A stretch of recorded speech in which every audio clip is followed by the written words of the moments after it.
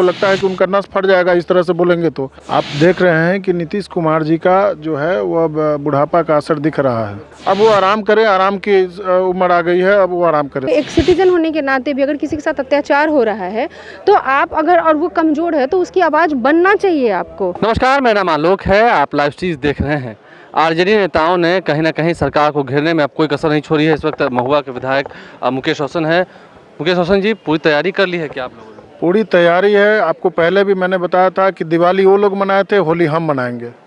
कैसी तैयारी है, क्योंकि अब तो मानव श्रृंखला बनाने वाले सफल होगा? पूरा सफल होगा। और हम ही जब 2015 में महागठबंधन के जब सरकार थे तो उस समय भी आपको पता है कि शराबबंदी के खिलाफ जो मानव श्रृंखला का आयोजन किया गया था, उसमें भी सफलता का कारण बस राष्ट्रीय जनता दल का एक एक सिपाही जब खड़ा हुआ था तभी हुआ था।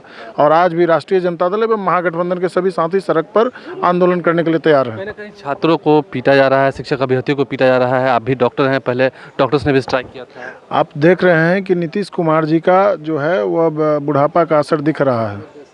उनके दिमाग पे और दिल पे वो असर कर रहा है। उनका नस फट जाएगा। जिस तरह से उन्होंने पत्रकार भाई का जो जवाब दिया और उससे जो वो बकझक कर रहे थे, तो हमको लगा उनका नस फूल गया था पूरा। मैं भी एक डॉक्टर हूँ, हमको लगता है कि उनका नस फट जाएगा इस तरह से बोलेंगे। तो सलाह दे रहे हैं कि थोड़ा शांति रखें। अब वो आराम करे, आराम की उम्र आ गई है, अब वो आराम करे। देखिए, डॉक्टर के नाते मुकेश रोशन सलाह दे रहे हैं। ऋतु जायसवाल हमारे साथ हैं, सिंह वाहिनी की मुखिया हैं। रात तक आप बैठी रही, हजारों स्टूडेंट्स रहे, कैसा लगा? पहली बात तो एक महिला होने का। देखिए, रात को तकरीबन 9 बजे मेरे पास कॉल आया था कि किस तरीके से उनको जो धरना स्थल था, और वो सबसे आश्चर्य की बात है कि वो परमिटेड था, वो जगह का परमिशन लिया गया था।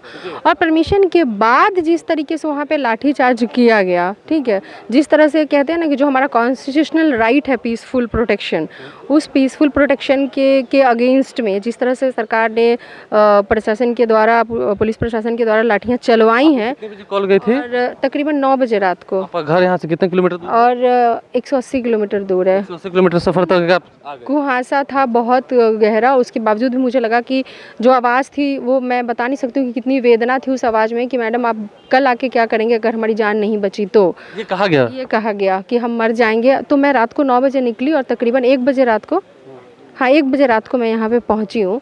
और देखा तो सच में स्थिति ऐसी मतलब थी कि पूरा खाना वाना बिखरा हुआ था, और जो लोग थे मतलब घायल थे। और एक छोटा सा रूम है वहाँ पे जहाँ से मुश्किल से 50 लोग आने चाहिए, वहाँ पे 500 के करीब लोग उसमें किसी तरीके से रात में बैठे थे ठंड से बचने के लिए। बहुत सारे लोग बाहर सो रहे थे। तो स्थिति इतना मतलब क्या है कि किस तरह से जो आपका अधिकार है वो लड़ाई अपने हक के लिए लड़ रहे हैं।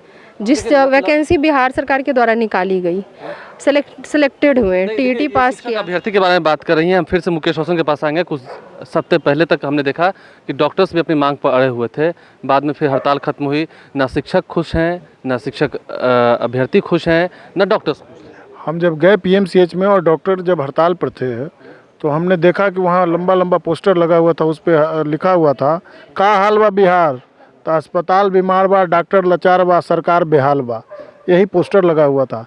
तो हम उसके बाद एक पत्र लिख करके माननीय मुख्यमंत्री जी से मांग किए कि डॉक्टरी को जो मांग है उसको पूरा करें, क्योंकि आप ही का संकल्प है 2017 का कि हर 3 साल पे हम जो है इन लोग का जो इंटर्नशिप का या जेआरशिप का जो होता है स्टाइपेंड बढ़ाने का काम करेंगे। लेकिन वो लगातार 1 साल से लंबित था, उसको हमको लगता है कि अब बढ़ाया गया है। हमने भी पत्र लिख करके इसका मांग किया था। कुल मिलाकर आप पूजा पाठ कर रहे हैं, आ रहे हैं, क्या हम चाहते हैं कि बिहार में जो है आम लोग वो अमन चैन से रहें और बिहार के मुख्यमंत्री तेजस्वी यादव हों। देखिए, ऋतु जायसवाल भी हैं, ठीक है।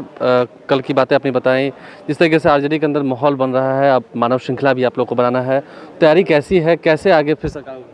देखिए, जिस तरह से केंद्र सरकार ने ये काला कानून ला करके गरीब किसानों के घर में डाका डालने का काम किया है, अगर कहते हैं ना धन लूट जाए तो डाका ही कहा जाएगा। तो कोई भी किसान, अभी बिहार के किसानों का ये हाल है, जिस तरीके से मंडी व्यवस्था ख़त्म की गई, तो मजबूती से सड़कों पर उतरने को तैयार है।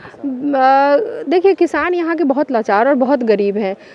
मैं मुखिया हूँ, ठीक है, और वहाँ पे अगर पीडीएस में गड़बड़ी होती है तो वो आगे नहीं आते, लेकिन जब मुझे पता चलता है तो मैं आगे आकर के लड़ती हूँ। क्योंकि अगर आप जनप्रतिनिधि बने हैं या चुने गए हैं, या एक सिटीजन होने के नाते भी अगर किसी के साथ अत्याचार हो रहा रहा है, तो आप अगर, और वो कमज़ोर है तो उसकी आवाज़ बनना चाहिए आपको। देखिए, कुल मिलाकर आवाज़ बन रही है ऋतु जायसवाल, मुकेश रोशन भी हमारे साथ है। कहीं ना कहीं आरजेडी नेता जो है वो साफ साफ कह रहे हैं कि सरकार को घेरने की पूरी तैयारी है, मानव श्रृंखला भी बनाया जाना है 30 जनवरी को। ऐसे में देखते हैं नीतीश कुमार की सरकार जो लगातार विपक्ष के 15 सालों पर सवाल खड़े कर रही है, उन सवालों का जवाब भी तेजस्वी यादव चुन चुन कर दे तो रहे हैं, लेकिन कहाँ तक अंजाम चला जाता है। हमारे चैनल को सब्सक्राइब कर लें, साथ साथ फेसबुक पेज भी लाइक करें। धन्यवाद।